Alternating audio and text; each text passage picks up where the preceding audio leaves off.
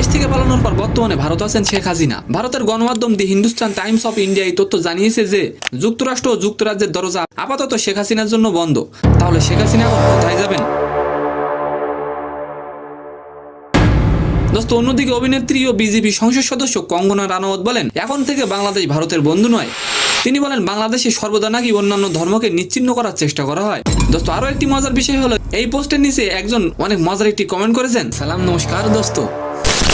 বাংলাদেশের গণ আন্দোলনের মুখে পড়ে পদত্যাগ করলেন প্রধানমন্ত্রী শেখ হাসিনা, সাবেক প্রধানমন্ত্রী শেখ হাসিনা। বর্তমানে ভারতের দিল্লিতে আছেন তিনি। ভারতের গণমাধ্যম দি হিন্দুস্তান টাইমস অফ ইন্ডিয়া জানিয়েছে, ইতিমধ্যে যুক্তরাষ্ট্রের কাছে রাজনৈতিক আশ্রয় চেয়ে ব্যর্থ হয়েছেন হাসিনা। যার ফলে সবাই হয়তো ভাবছেন হাসিনা এখন তাহলে কোথায় যাবে। দোস্ত, বর্তমানে শেখ হাসিনা সংযুক্ত আরব আমিরাত, সৌদি আরব ও ফিনল্যান্ডে আশ্রয় নেওয়ার কথা ভাবছেন।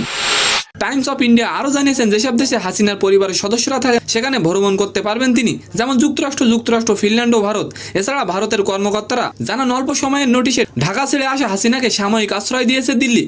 দোস্ত, অন্যদিকে বলিউড অভিনেত্রী ও বিজেপি সংসদ সদস্য কঙ্গনা রানাওয়াত বলেন, বাংলাদেশ এখন থেকে আর ভারতের বন্ধু নয়। সরকারের উচিত সতর্কতার সাথে পরিস্থিতি সামাল দেয়া। কঙ্গনা রানাওয়াত আরো বলেন, বাংলাদেশের চলমান সমস্যা মুসলিম রাষ্ট্রের বৈশিষ্ট্য বহন করে, যেখানে সর্বদা নাকি অন্যান্য ধর্মকে নিচ্ছিন্ন করার চেষ্টা করে। আর এই পোস্টে একজন মজার একটি কমেন্ট করেছেন, সেটা আপনাদের উদ্দেশ্যে তুলে ধরা হলো। তো সম্মানিত দর্শক, আজকের ভিডিওটি কেমন লাগলো অবশ্যই কমেন্ট বক্সে জানাবেন। আর ভিডিওটি যদি ভালো লাগে অবশ্যই একটি লাইক দিয়ে আমাদের চ্যানেলটিকে সাবস্ক্রাইব করে দিবেন। ধন্যবাদ।